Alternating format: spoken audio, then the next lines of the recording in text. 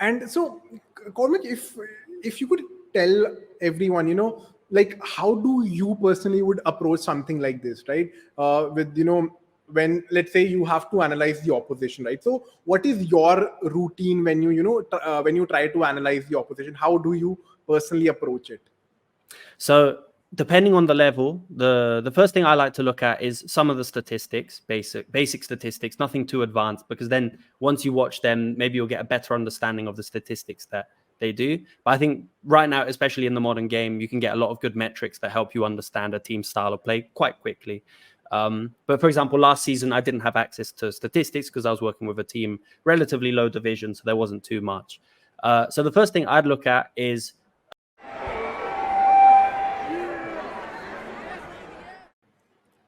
Perfect.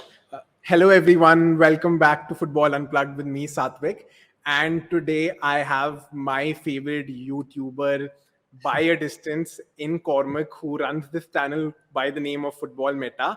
And for people who do not know Cormac and Football Meta, it is by far the most informative and accurate channel on football analytics and things that go behind or things that we as fans usually do not see. So Cormac, first of all, welcome to Football Unplugged and welcome from the Indian audience that you'll sort of get encountered to. Thank you so much. That's a really nice introduction. I actually have quite a big following in India. I get a lot of views from India, so hopefully there's a few people that have already heard of me. So I'm pretty sure, because honestly, I've gone through so many YouTube accounts and YouTube pages, but I think your content just stands out in terms of quality. So congratulations and good job on whatever that you're doing, and I hope you continue to provide information to all the fans out there. Thank you. Yeah. Okay, Cormac, starting with the interview. So there's this one thing that I ask from every person that I interview is the first memory of football that you have in your life. Like, where did all of that start for you? What was the first, distinct memory that you have of football? This is quite. I was actually thinking about this the other day, but it was David Beckham's free kick against Greece. I think it was the 2004 Euros. Yeah, 2004 Euros. Yeah. Yes, so I was quite young. I always watched football before then, but that's when I really started to fall in love with football. Was that free kick? So yeah, Beckham was one of my favorite players. But then I grew up as a Chelsea fan, so mostly the fondest memories of football I have are from Frank Lampard and everything he did for Chelsea. And that is just such a good memory to have as the most distinct memory. The final winner for England to qualify. What an absolutely iconic moment. Yeah. I just remember. Yeah, it was like my dad went mental, so I was like, well, I have to go mental as well. And then that was just the consequence, and that's when I fell in love. Yeah. So, Cormac, for everyone who's watching the video, can you tell all the audience what do you exactly do, and what have you been doing in football, or where did this love for football also begin for you? So right now I've been working as a performance analyst for about 5 seasons now. I've worked for a number of different clubs. I actually live in Italy right now, but I started my journey at university in England studying sports psychology. And then once I was there, I was doing my master's again in sports psychology. And I had an internship with Portsmouth Football Club.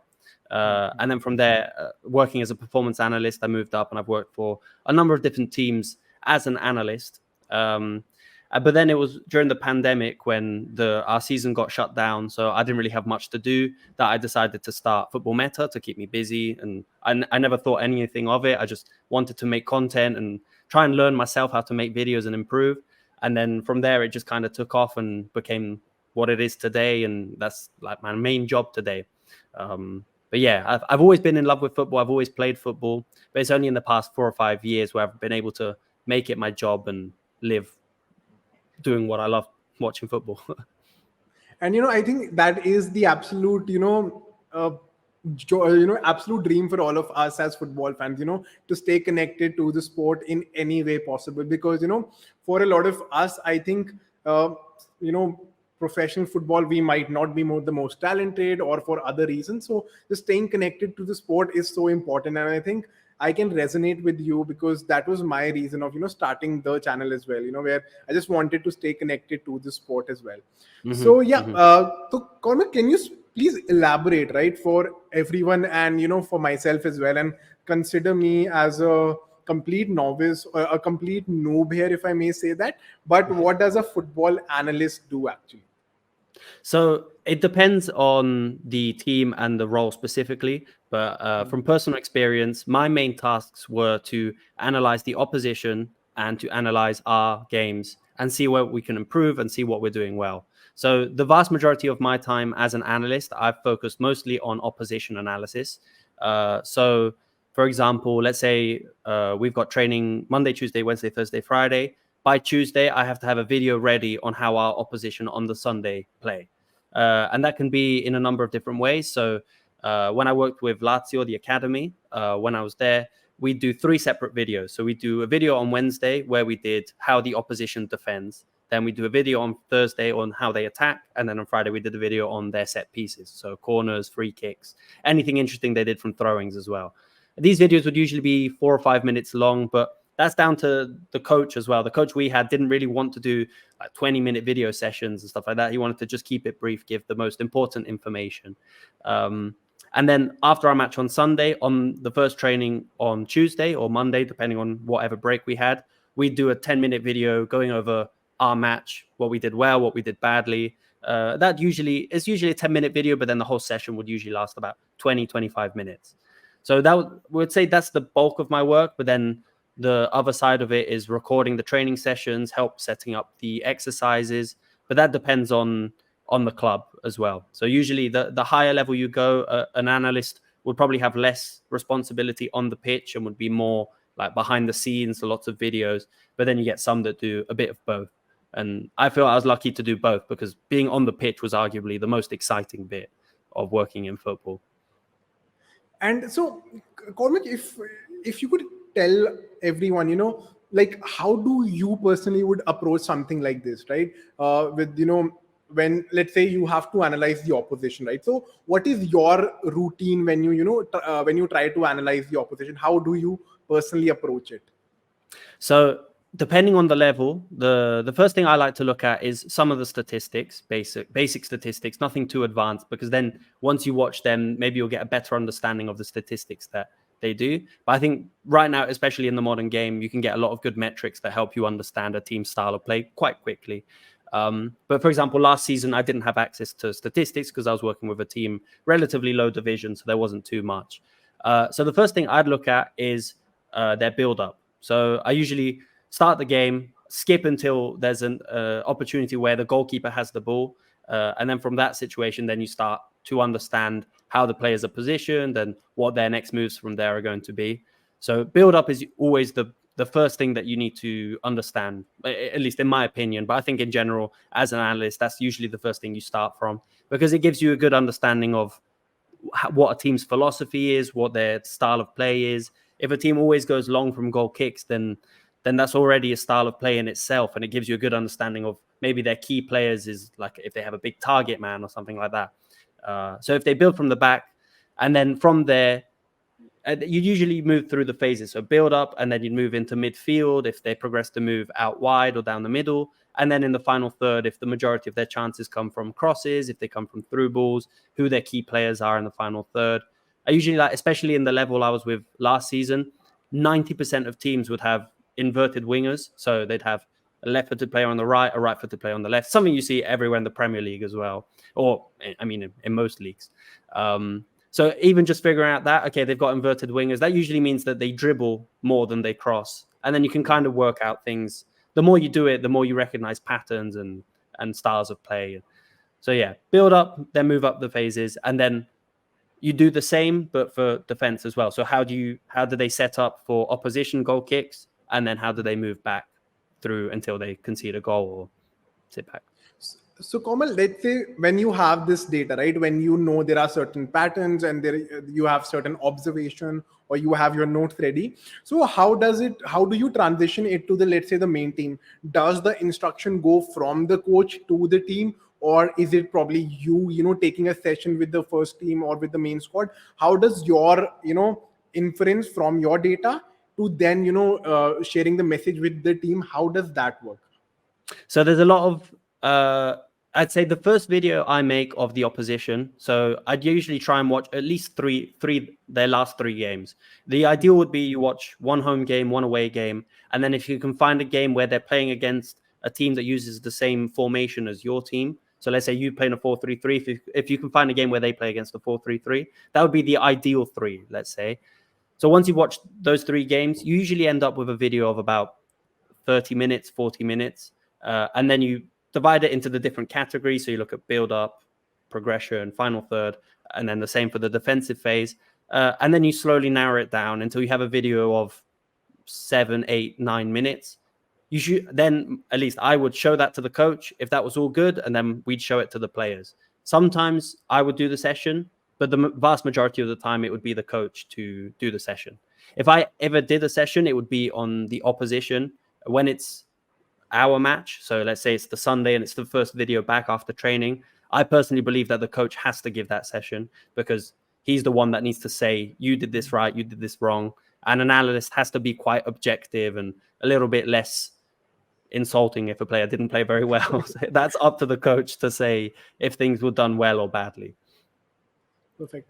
And so, in terms of, your career, was this something that you always wanted to do, or was it something that came out later? Or so how did you, get into the analysis field? So it was thanks to an internship that I had with my university. So at university, I studied sports psychology. And initially that was the path that I wanted to go into. I always wanted to work in football, same to like what you were saying earlier. When I figured out I couldn't actually be a footballer, maybe a bit too late in my life, then I realized, okay, I want to work in football, but how do I do that? So my first path was sports psychology and see if I could find a route doing that. But then I realized that was another 5-6 years of studying before I could get my license to do that in a club. So I was like, okay, I need to find something a bit quicker. And then I was lucky, during my master's year, I was able to find an internship with Portsmouth Academy as an analyst. And from there, the coach I learned, or the analyst I learned from, he showed me everything that I needed to do, just learning how to film the training sessions, picking up the first few things of analysis. And I kind of just fell in love with it. I really enjoyed the graphical side of it as well, which I hope you can kind of see in my videos as well. But I really enjoyed trying to make the clips as nice. Like even if it was an arrow, I just wanted to make that arrow as nice as possible. So it was fun to watch. And then kind of just go from there. I really enjoyed the process of wanting to learn how to make an effect on a video. So say in some of the analysis I did for the team, I wanted to move a player. So I'd like remove him from one section and move him there. Just that whole process of learning how to do it. I kind of fell in love with that. And then now, just trying to always find different ways of innovating and making the videos as interesting as possible, even when working with a club. Because for the players as well, I feel like the videos can get quite boring after a while, because if they're going for too long, then they can kind of seem like work and like schoolwork, and you have to sit there and just watch the video. So if the videos are interesting and there's different effects and you make it as clear as possible for them as well, then it makes it a lot more enjoyable for the team to follow it as well. So, and I think you've done a brilliant job with Football Meta regarding this.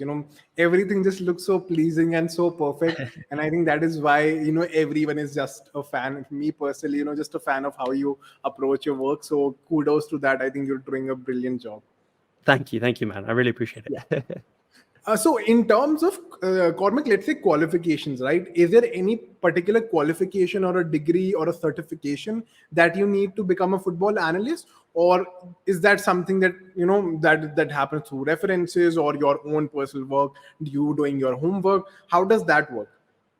So there are qualifications that you can do. And if you do reach a certain level, then I would highly recommend that you follow them. I'm not entirely sure how the Football Association in your country works, if it's the same as it is in European countries. So I have the Italian Match Analyst qualification, which was a 3-week course. And then there's a final exam and a final video that you need to prepare. And then once you have that, you can be registered in professional clubs as an analyst. But you can still find work even if you don't have that qualification. Obviously, it helps. And then the course in itself, you meet a lot of people, you meet a lot of coaches. So there's a good networking opportunity. But you can always start without the qualifications. So that would be my suggestion. You always find out if you enjoy it, and then if you find out, okay, I do want to do this as a job, then spend the money for the coaching badges, the qualifications, because that's never going to be a negative thing to have, obviously. Correct. I know. And I know, especially in India, in terms of just analyst, it's not a huge, especially huge role at the grassroots level, right?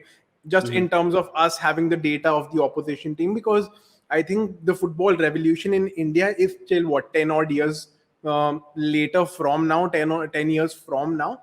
So just in terms of a European, right? So does the job pay well, or what is an average, if you don't mind me asking, what does an average analyst earn at different levels of football, right? So let's say if you're with a fourth division or a third division club of, let's say, Italy, and then you move up to Serie B, Serie A, or other top clubs. How does the pay structure work? Unfortunately, it's not great until you reach professional teams. So even for me, I was lucky enough in my last 2 seasons that I had Football Meta to help me survive. But without that, I would definitely need a second job other than being an analyst with the club that I was with, which is unfortunate because analysis is quite a time-consuming job.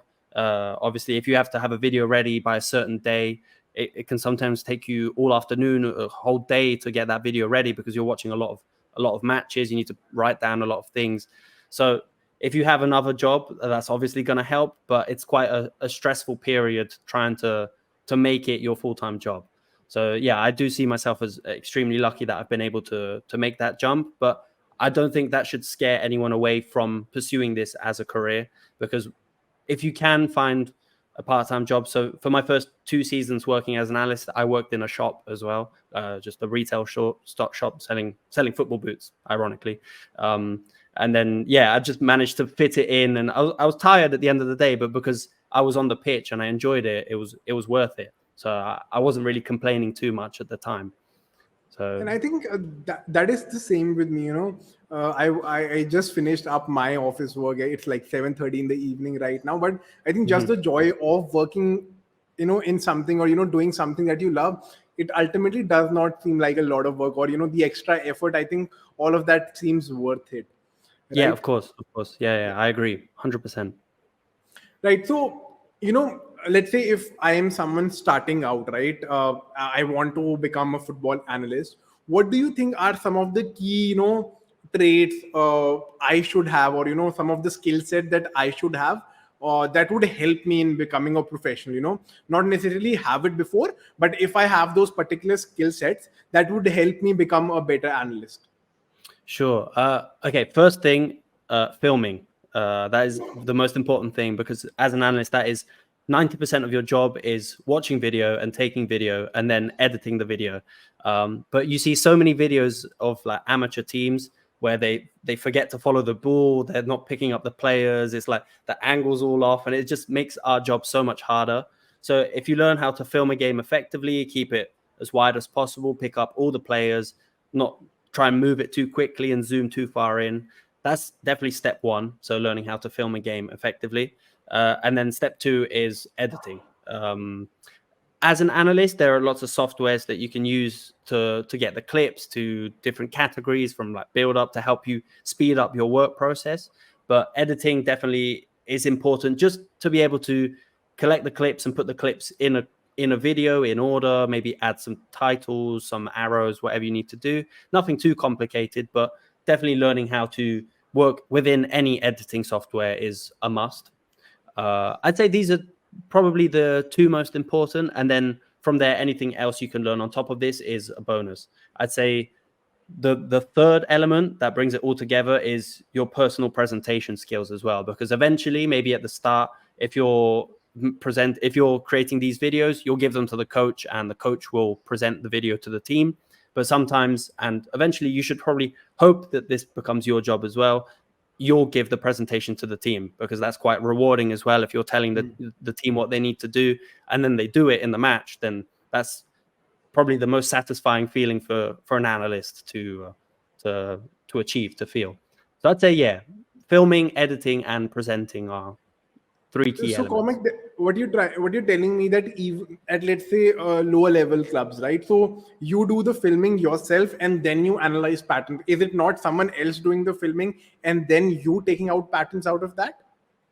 It depends on how many staff members there are in the team. So last season I was the assistant coach, but I filmed all the training sessions with a drone. I'd just lift the drone up and then I'd help on the pitch. And then once the battery ran out, I'd just change the battery and then lift it up again. And then after the training session, I'd sit down with the coach. We'd watch the training session again. We'd cut the things that we needed to cut. But then other teams, so if you move to Premier League level, Serie A, whatever, the biggest teams, they have automatic cameras on the pitch. So no one films the training session, no one films the games. That's already set up. And then the analyst at the end of training session will just download the video from the cameras that are set up on the pitch. And then that's a job less for the team. But that just depends on the team structure, how many staff members there are. Some will have that they just film. Some will have that they film and analyze. Some will have the way they just analyze. It depends. And so earlier you told me that you analyze a build up play or XYZ. So when you know the opposition that you're facing, do you also analyze certain individuals, certain dangerous player, let's say of the opposition team? Let's say a left winger is they're one of is their best player. Do you have separate clips for that particular player and then you sit down with the right back probably and taking individual sessions? Is that something that also happens? It definitely does happen. Again, the higher up the level you go, the more frequent that is, especially because maybe you have defensive coaches and offensive coaches, and they have the freedom from the coach to sit down with the player and analyze. I don't know if you watched the series on Amazon Prime about Arsenal, but that was a really good clip that I enjoyed, where it was I can't remember. I think it might have been Ben White, where one of the assistant coaches just sat down with Ben White and explained everything he did from that game.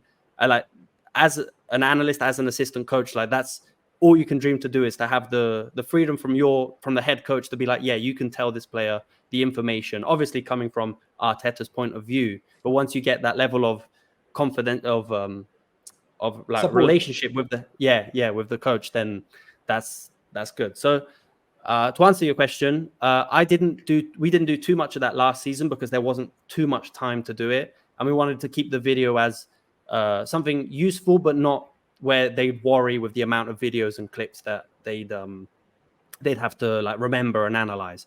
So we'd usually have, last season we only do 2 videos. So we did an offensive video and a defensive video.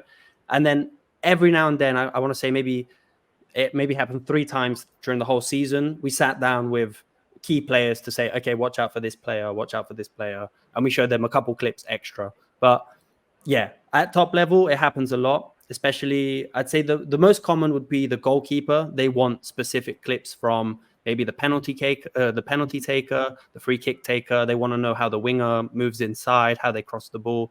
Goalkeepers, in my experience, are the ones that want to see as many videos as possible.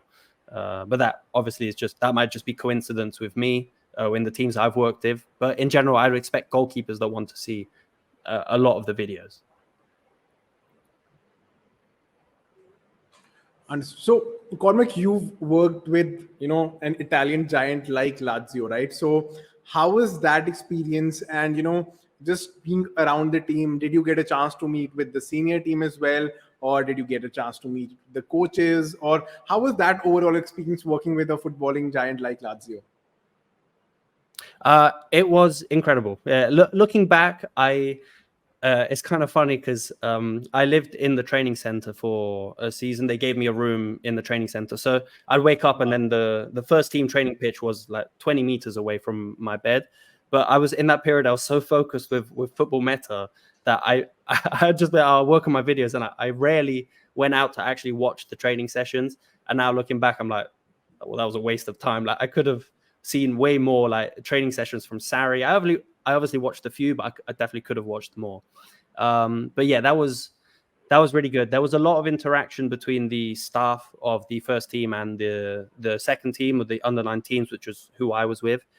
They'd usually ask us about specific players, about specific tactics that we were using to see if they would fit in with them.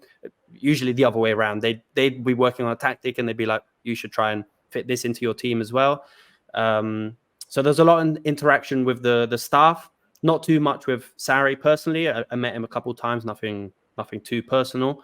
And with the players, again, you'd see them train, you'd watch them train, you'd realize that the intensity between the second team and the first team was just completely different. The step up is huge. But yeah, personally, not much interaction with the first team, but I got to watch them and learn from them just watching. And I'm just very curious to know this. Who out of the entire squad, was someone that stood out, like that made you go, wow, man, what a player? Was there someone that absolutely wowed you? So there's one player who just got signed by Milan. His name was Luca Romero. Yes. He was quite small, really, really like humble, just didn't talk much. But I really think he's a great player, and I hope he does well in his career and he gets the chance this season to show that he's a good player. It's obviously a very competitive role and team where he's moved, but I think he'll be able to find his space somewhere in European football for sure. But yeah, I probably shouldn't mention too much about the players specifically. But yeah, there are a few players that I hope will make it onto the scene. And is there someone from your time at with the under-19s who sort of progressed into the senior team or is now playing with the Lazio senior team or any other senior club? Yes, but not not Lazio. A few players have moved on to Serie B, Serie C. I don't believe anyone. There's a few people still in the academy, but there's no one that I know of, because that was 2 seasons ago now. So I don't think there's anyone that's made the step up to the first team, or at least maybe they have, but they haven't played in the league so far. And just in terms of since you were living very close to the stadium as well, so just tell me, what was the best match that you've watched in your career? In not just as a analyst but as a fan as well. What's the best match that you've been to? So I think one of the most entertaining games I went to was the Roma derby. So between Lazio and Rome, when I was down, we got tickets to go and watch that with Lazio at home. I think they won 3-0 or 3-2. I can't remember the score exactly, but the atmosphere of that game was the best atmosphere I've ever witnessed at a stadium. And then unfortunately, the other games I've been to were all Chelsea, and they lost every time I went to see them. So I can't really say I'm a good luck. I bring good luck to the team. So yeah. And who is the best player that you've seen play live? Like training is different, but in a live match you must have seen a ton of players, right? Who's your favorite out of the lot? Yeah, so I'm trying to think. I think again, when I was at Lazio, the player that surprised me the most was always Immobile with Lazio, because you look at when he plays, he doesn't really seem like super active, maybe not involved in all the plays, but when he gets the ball, he's just one of the most efficient players you've ever seen. Like he always able to get shot away. He's always able to create a chance for his team. He's just, even in training, maybe he wasn't the player that would always stand out as like, this player's world class. But then when it's the match, he's just a completely different player, and he'd always be able to perform. So the matches I watched with Lazio, he was definitely one of the best players that I've seen play live, at least in the games that I went to watch. But I think personally, even though Chelsea lost, one game I watched, Hazard was playing, and I think Hazard's probably the most what a guy, elegant players I've ever seen live. Just such a good player. Yeah, I just the peak of Eden Hazard with Diego Costa, Fabregas around. I think that was such a wonderful Chelsea team to just see, right? What a beautiful player. Yeah, it was incredible. So Cormac, from the time that you started, with football analysis or match analysis, how has football, even the analysis bit changed? Because, a lot of newer terms or a lot of new data points have come up, something like an XG, XA, all of those things, So from your time, the last 5-6 years that you've been in the industry, how has analysis changed? That's a really good question, actually. The biggest Difference, I would say, is down to statistics and how important statistics are becoming. Season by season, they're just changing and evolving and becoming way more important. I think especially now with the whole trend in AI and data, machine learning algorithms, they're being implemented in football as well. And they're just changing how we look at football. And then I know a lot of people, because I get the comments on my channel as well, they don't care about